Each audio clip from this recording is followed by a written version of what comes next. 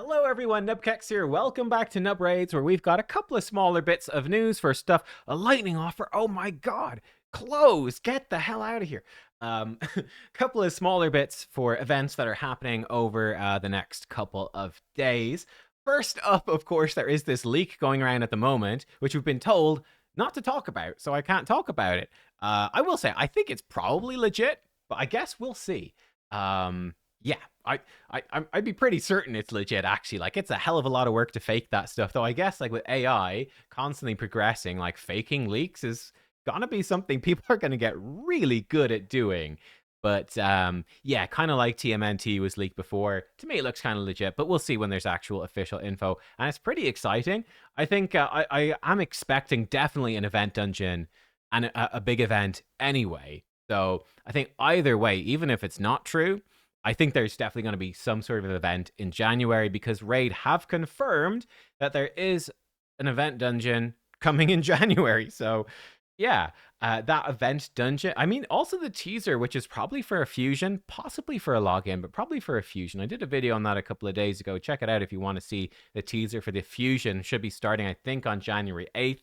I'm 90% sure it's a fusion. That's certainly nothing to do with any sort of collaboration event either. So I don't know. But Event Dungeon has been confirmed to be coming alongside like 5 new stages that are going to be challenge stages. Do them once. They're really difficult. They're not farming stages, just big challenges to do once for like endgame players, which is really cool. If an event dungeon's coming, there's going to be an event. So there definitely will be stuff for sure.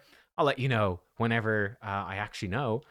So yeah, we will see. Now, couple of bits as well that are happening, and they are tied in together. So the first up, we do have a summoning pool event, and it's pretty good. It's got Admiral Blacktusk in there as the headline champion. Then Hilvy, Mountain King, Brogni, Osgren, Molly, Granite, Newt, and Uzal of the Jade. And the epics, again, you've got some really nice epics. Geomancer is probably the best epic in the game still.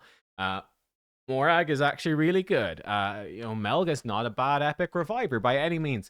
It's not Hilvi, Arnon's daughter. I can't remember what her name is. Hilda is really solid as well. You got some good epics. Rockbreaker, actually a bit of an MVP for Faction Wars because he's got the provoke on a 3-turn. It's quite good. Give him a reflex set, let the guy cook. Yeah, it's a nice little event, not too bad, but the free shard is going to be quite difficult, if not advisable to go for. Unfortunately, if you are a spender, it's quite good. I do like Admiral Blacktusk quite a bit.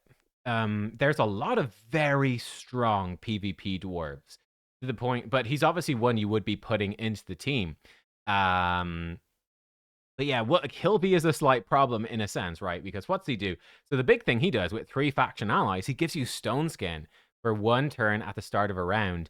That's spicy, but it can be removed, right? Stone Skin has a 50-50 to prevent being stolen or removed or whatever.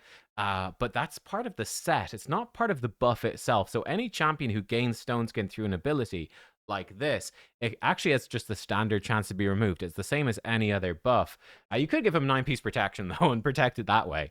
But Hilvy does come in as a really PvP meta champion now who has buff removal, so she could strip it off if it's not protected, but you might be running him in 9-piece protection. But yeah, he's very strong for siege. The mythicals are not great for this faction, but Osgren is fantastic. You've got Hilvy and Tormund, fantastic. Arnorn is insane. You've got quite a lot of very, very good PvP champions in here. So, yeah, I think it's pretty contested. Like, will you ever even get to look at the dwarf post of, like, for me, I've got the 2 mythicals. I have Hilvy and Tormund. Could I do the dwarf post in Siege? Yeah, no. Like, there's going to be people with Osgren and Blacktusk and Arnorn and Senna. Like, there's going to be people with these better champions. So I'm never actually going to see that dwarf part of Siege. So it's sort of irrelevant. But Blacktusk is very good. He's one thing that's nice about him in general as well. He has a 3-turn cooldown. 3-turn. Debuff removal with ally attack. And because this is actually a hit, you could give him 4-piece merciless, 4-piece reflex, and have him be the ultimate ally attack spamming champion in the game, which is pretty cool. And because he's a dwarf, right, guess what? We've got some exceptional dwarves for Fire Knight. You have Newt in this faction. He's exceptional for Fire Knight. You have Fiorad is actually exceptional for Fire Knight. So in terms of like a best, especially, I wouldn't be shocked if they do add further difficulties to all the hard mode dungeons over the course sometime in 2026. I kind of expect it, to be honest, with the power creep and all that. Um, he's he's pretty much a lock-in to be top tier. And Senna's brilliant for Fire Knight. They're very much a Fire Knight focused faction. So I do think Black Tusk is quite decent. He's quite good. And you can build a very strong little dwarf team in there for sure. Like you could throw in Goffred's not the best, but he does have increased defense. Throw him in with Hilvi, Tormund, and Black Tusk, and you've got a lot of protection, overlapping, a lot of crowd control. Could be kind of cool. Yeah, so he is certainly good. I think Osgren is great as well. He's quite possibly got the other really top tier ally attack in the game with Shatter and increased attack. Really, really nice. And then he's got the AoE buff removal and stuns. He is fantastic. I mean, honestly, most of these are quite useful legendary, so I do think it's a good summon pool. Not a must do. I'm not going to be doing it, but it is good. Like, who is the worst of these champions? Probably Granite. Uzal maybe as well. He's a great damage dealer though. Mountain King is okay. Molly, not the best, but she is a reviver for the faction. If you don't have Hilvi, actually she's quite darn useful. Yeah, it's a good selection of champions. Dwarves is just a pretty strong faction, so it's a good selection of champs, but it's not a must do. Yeah, it's not a must do. Now, in terms of, let me bring it up. Here we go. If I move me over here. These are the events for the next few days, and as I said, I'm pretty sure we're getting a new fusion kicking off on the 8th. I'm guessing we'll get news on that pretty soon as well, but we do have an Immortal Awakening boost, so 2x for 5 and 6 star souls from your Immortal Soul Stones, and that is overlapping with a Soul Chase tournament, and that is where you're going to get the Prism Crystals, which will probably give you the one free summon for the Dwarf Summon pool. This is maybe worth it if you have a lot. If you have a lot of Immortal Soul Stones. But let me put it to you like this. I have 44. I have 44 Immortal Soul Stones. I'm going to skip it, right? For me, I feel like 50 plus is where I could start considering to pull some Immortals for this. It's probably going to be quite expensive to get those Prism things. So yeah, if you've got an excess of soul stones, then sure, go for it. It's grand. It's a decent time to pull. However, I think stockpiling up your soul stones is probably a bit of a better idea because there's this potential leaked collaboration coming. You can bet there's going to be a bunch of difficult champions to get, and if it's not that particular leak, there's almost definitely going to be some event this month, because the event dungeon is coming back. There's going to be something which is going to have champions to chase. There's a fairly decent chance Soulstones could be involved in that. And certainly we're going to have like a new faction coming in March as well with the anniversary stuff. Like, there's definitely going to be a big event where Soulstones are going to be super helpful for completing it in the next while. There always is.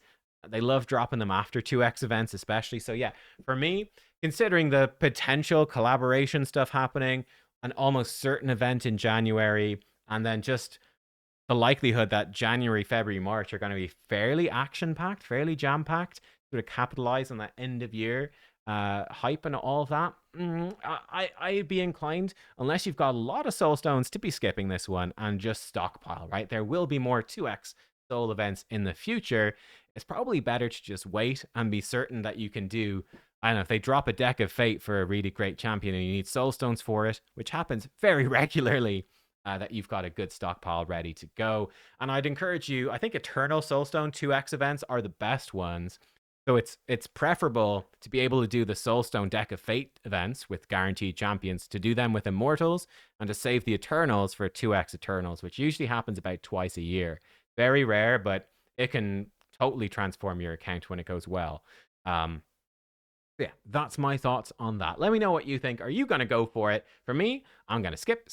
It's, cool, but yeah, not for me. And even if I was a spender, it depends. If you're a medium spender, I'd be inclined to say, let's just wait for like that, new faction and new collaboration IPs and anything like that. I'd say just wait for the new cool stuff. If you're a massive spender, then yeah, sure. Like if you're a Saudi oil prince, then go for it. Get your Black Tusk. Why the heck not? Let's go. But I think for lower people, lower spender people, let's say you're not an oil prince, you've got some veg oil or something downstairs. You got some extra virgin olive oil. You're doing all right for yourself, but you don't have any crude oil. Uh, Probably skip it. I would think to be safe, just to be safe, to be sure. Play it cautious. That's what I'm gonna do. So yeah, it's up to you. That's what I think anyway. Let me know what you think. And I guess I'll see you for later on in the week because, yeah, we're also going to have Siege here as well. So bear in mind, Siege is coming up. Make sure to set your defenses. But yeah, it's going to be like this stuff, Siege. And then I think we're going to have clearly a lot of stuff kicking off on the 8th of January. I'd expect that to be a fusion. So we will see. Thanks for watching. See y'all next time. Goodbye.